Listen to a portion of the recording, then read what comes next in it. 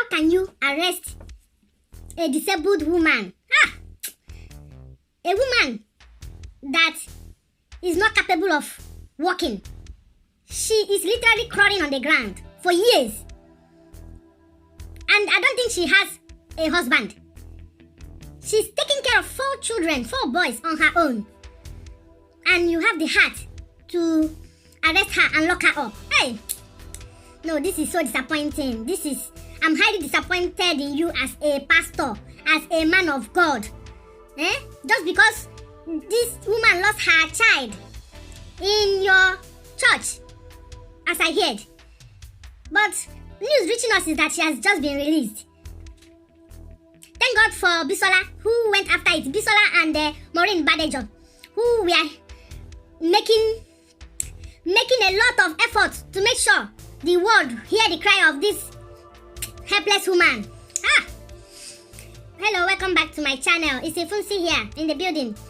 Hope you guys are good. Welcome back, my oldies. If this is your first time of seeing my face, my name is Ifunsi.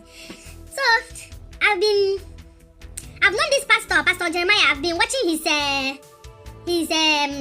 church program, and I've been seeing him as the pastor that gives bundles of money to people, especially his church members and celebrities. I got to know him by watching his prayers and offerings to celebrities, bundles of money. And I was like, this pastor is so kind. Not only he will pray for you, he will still give you money. But I'm so disappointed in hearing that he is capable of arresting a woman, not even a man. A woman, a disabled woman, a woman that crawls on the ground, a woman without legs, and a woman with 4 children, 4 boys. Hey, this is a height of it. I'm so disappointed. I'm highly disappointed in this pastor. I didn't want to talk about this before, but hearing that he even came online during Maureen Badejo live section, I was like, so he even have time to go over there. Please, this is not acceptable. It's not acceptable. No matter whatever that woman say or do, you should never try and lock her up again. Even those policemen, it seems they have gone nuts. How can you be asked to go and arrest such person, and you go want to arrest her and keep her locked up?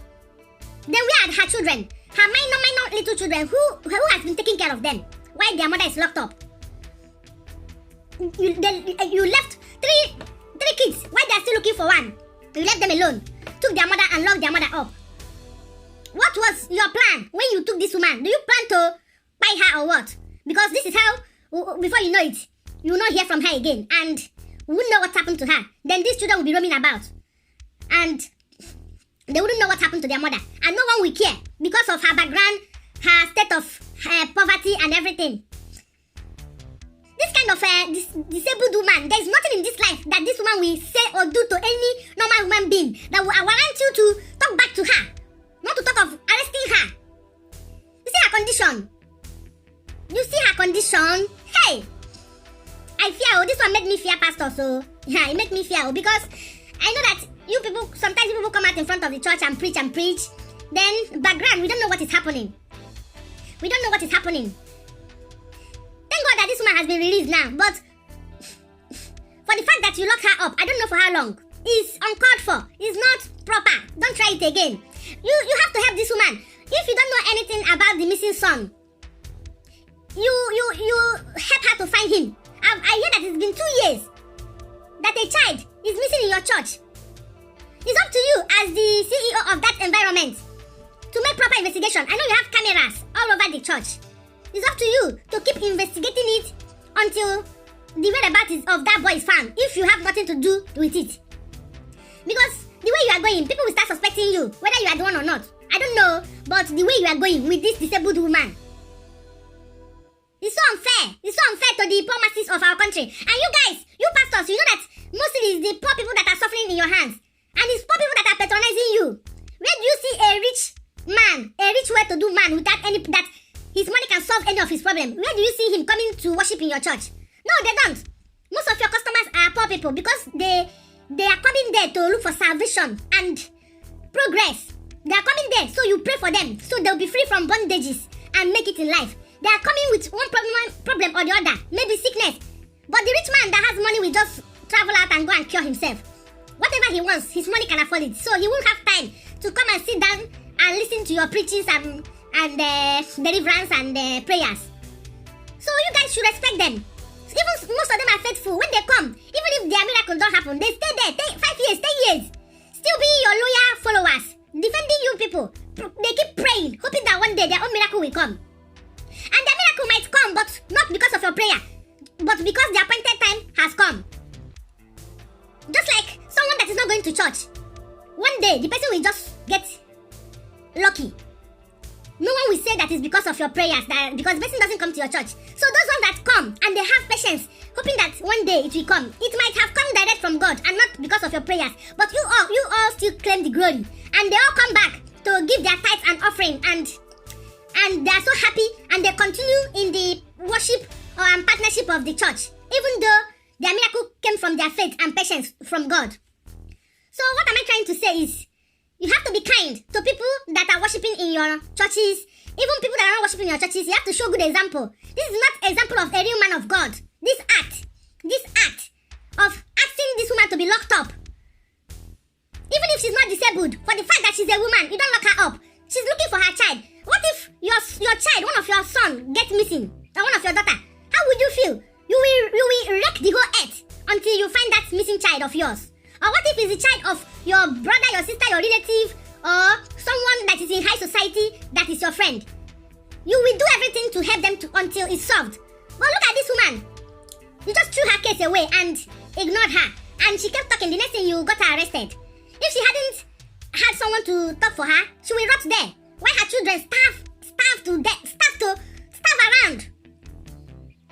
The next thing, they'll start picking pockets and they'll say, that she raised, that's the kind of children she raised. Not knowing that they had no choice. When their mother is not around, how do they cope? And the biggest one is 13 years, which means the rest are under 13. They're still little kids. Abba, where is humanity? Where is mercy? Your church is called Mercy Land, but you don't show mercy by what you just acted. This is so unfair. I don't support this. No. This is so unfair. I used to regard you as a very caring pastor who uplifts people. But with this character of yours, of what you just did, I'm so disappointed that a pastor can act this way. It's so unfortunate that we find ourselves in a country where nothing is moving well, and it made us to focus on and believe in pastors in churches for liberation, while we can kneel down and pray directly to God and have faith that even if it doesn't happen immediately, it's going to happen sooner or later. What we lack is faith. And God asks us to have faith, even if it's as little as a mustard seed. But no, we won't. We must step our foot everywhere we see. And we don't know the background of the church or how we started or where the powers come from. What we know is that, hey, they are doing miracle there. They are doing this there. They are helping people there. We keep running about. But I don't blame people. I blame the government. The way they keep people in bondages. You have no choice but to go from churches to churches, looking for salvation, looking for miracle. This is uncalled for. We have to wake up. We have to wake up and know the places we worship, the places we step our foot in, all in the name of seeking for miracles and progress and salvation. You might step somewhere and the problem you have will triple, or they will take away the problem you have and put triple problem on your head. Is it not better you remain with the one you had before? We should learn to have faith in God. Kneel down, pray to God. Fast, do fasting, do prayer by yourself. The right time, God will just open your doors. Oyibo people here, they don't go to church. They brought church to Africa. They build churches everywhere in their country. But on Sundays, you won't see any of them in the church. They'll be in their houses, resting, sleeping from the work they did during the week. What they believe is in after working, you get paid. And that is a miracle. If you want a car, you go and buy a car and be paying instrumentally. If you want a house, you buy a house. They'll even borrow you money to buy the house. You start paying instrumentally. They don't believe in all this miracle. Hey, God will do it for me, this. So we should open our eyes and call on to God. Look for churches that pray. If your spirit welcomes it, you go there. Your spirit, if your spirit is with God, God will direct you to the church where you will pray and miracle will come. It's just like churches should just be somewhere to extend our faith. Somewhere we can, that will help us to grow spiritually. It shouldn't be somewhere we hope for miracle or we hope for quick money or salvation. This is becoming too much, my people. Please, this woman should be helped. We should look into it and see how to uplift this woman to be in a better position, and she should leave that environment because her life may be threatened. And mostly, let us help her find her child, her missing child. If the child is no longer alive, we will know. But if this child is alive and is somewhere, we should find the child and give this woman back her child. I'm a mother, and if, as I am now, one of my child goes missing, but God forbid, I won't sleep until, even if it take me years, I won't sleep until my child is found. So I'm wondering what this woman, the disabled woman, is going through with her capacity, with her state of health, and with her condition. I wonder what she's going through, looking for, her heart is broken, without a husband. Please, we have to look into it, we have to investigate this matter until this child is found. That is all I have to say. Thank you for watching. Please subscribe to my channel if you haven't and turn on your notification bell so you'll be notified anytime I post any video. Thank you so much. Like, comment, share, and tell me what you think about this act of a pastor, a big respected pastor in Nigeria. Thank you so much. Don't forget to hit the subscribe button.